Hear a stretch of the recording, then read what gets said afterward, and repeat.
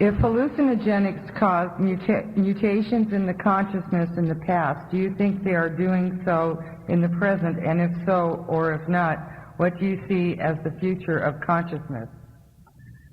Well, you know, the human physical form seems to have stabilized about 50,000 years ago, right around the time that language began to emerge and culture began to take hold.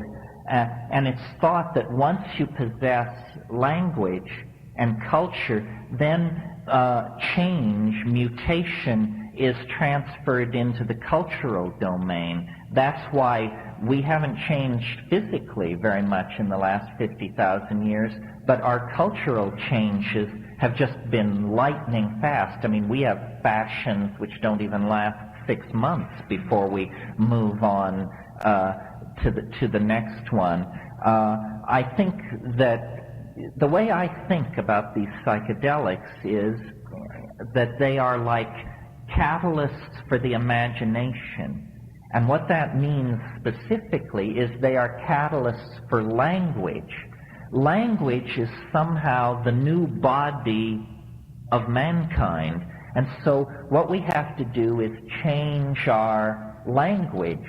And some of you who lived through the 1960s probably know that the major legacy of the LSD era, still with us, is that it empowered certain shifts in language, certain concepts that previously couldn't even be articulated. I mean, these things come in for a lot of being sneered at by straight people, but nevertheless, notions such as the vibe of a situation, or ego tripping, or laying a guilt trip on somebody. I can remember, in most cases, the very first time I ever heard each of these phrases and how it was like something clicks in your mind. You say, I don't understand what this person means.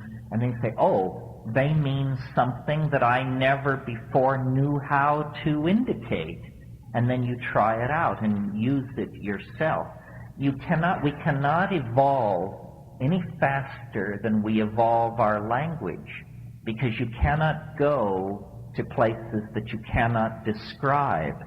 So somehow the description comes first. The compass needle must be set on a linguistic goal, and then the culture can be steered in that direction. And I think that part of the way I see my book is I'm introducing new linguistic models for reality and human evolution. And if they are good models, I believe ideas are just like animals. They compete in an environment of natural selection. The good ideas, the swift and strong and clean ideas, will triumph over the slow, the muddled, and the incomplete. And so if we can articulate our devotion to the psychedelic experience, if we can articulate its importance and its transformative power, then we will eventually be able to place it on the social agenda, and then we will be heard, but not if we don't articulate our intent.